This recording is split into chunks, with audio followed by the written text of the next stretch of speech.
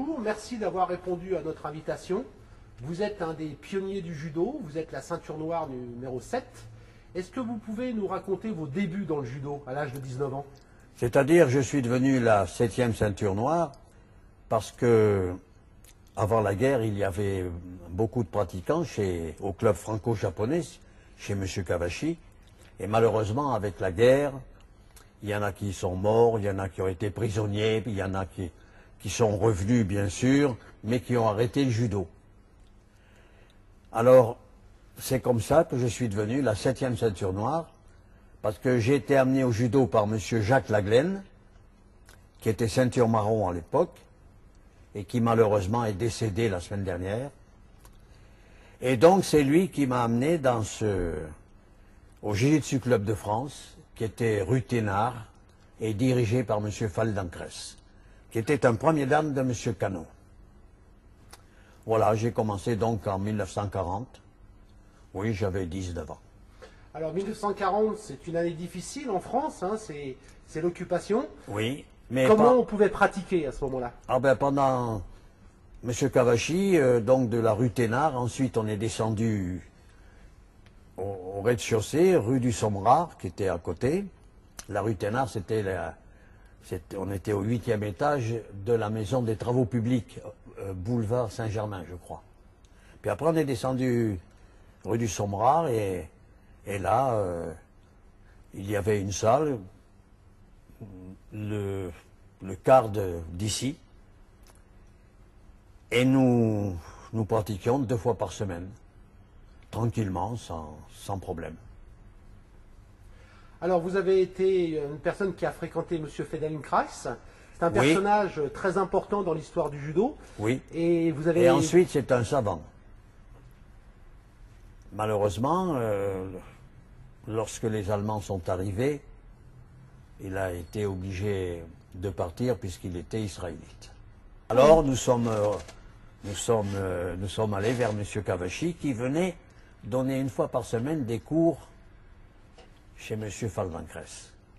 Donc nous avons été ensuite élèves avec M. Kawashi.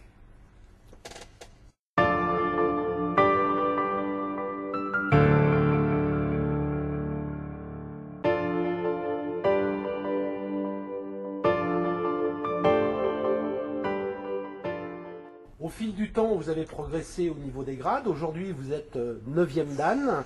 Mais vous avez aussi une carrière très très importante en tant que professeur et aussi arbitre. Est-ce que votre vocation, c'était l'enseignement ou qu'est-ce qui vous a donné l'envie d'être professeur? Au départ, on pratique le judo en tant que sport personnel pour l'amélioration de son corps, de son esprit. Et puis, comme en 1957, la France et l'Europe ont rassemblé et ont créé la Commission européenne d'arbitrage, ça m'a permis, moi, après les compétitions, de passer arbitre, car j'étais toujours en contact avec le haut niveau. Voilà. Et puis petit à petit, le chemin s'est fait tranquille, et c'est ce qui m'a permis d'arbitrer le championnat du monde en 1961, où Gessin le Hollandais a battu Kaminaga, le Japonais. Ça, c'est sur le plan arbitrage. Maintenant, au point de vue professeur, avant j'étais journaliste, et puis j'ai été au Japon, et c'est là où ma vocation de professeur de judo est née, je pense. Et depuis 1945, j'enseigne le judo. Et aujourd'hui, vous êtes toujours sur le tapis? Eh bien oui, parce que je suis sur le tapis, c'est normal. C'est pas extraordinaire. J'ai la chance de ne pas être malade pour le moment, touchons du bois. Et ce qui me permet de continuer à pratiquer et à enseigner le judo.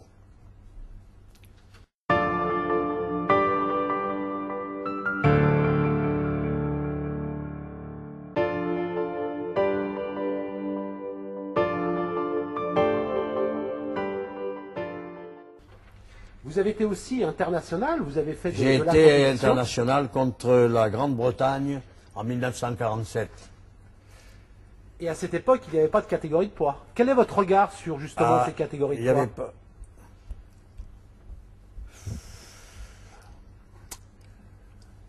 Que voulez-vous que je vous dise? Personnellement, j'ai toujours travaillé contre des grands et des gros, puisqu'il n'y avait pas des catégories de poids. Les catégories de poids sont venues dans les années 57. Donc, c'est normal qu'il y ait des catégories de poids lorsque les gros s'entraînent autant que les petits. C'est normal qu'ils gagnent. Mais, ce que je reproche, c'est que souvent, dans un dojo, les gens se canalisent petit avec petit, gros avec gros, et ça, pour moi, ce n'est pas bien. Ce n'est pas l'expression même du judo.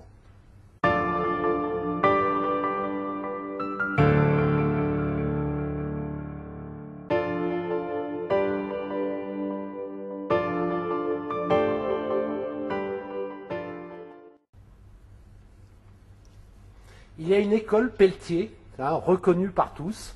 Est-ce que vous en êtes Oh, fier? c'est- Est-ce que vous avez voulu vous-même la développer ou c'est venu comme J'ai ça? pas une école, moi. Je suis professeur de judo, sans plus.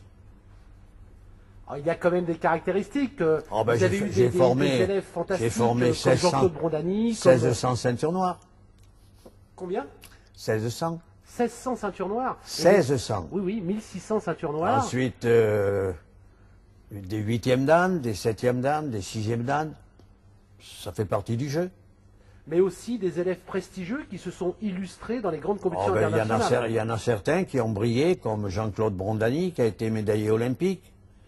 Bon, d'autres dans le cadre des championnats d'Europe, d'autres dans le cadre des championnats de France. C'est normal. Et ça, vous en êtes fiers? Non, c'est la logique. Et pourquoi c'est la logique? Parce que ça fait partie du judo.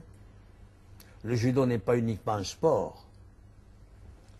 Le problème ésotérique du judo, à partir de 4e dan peut-être.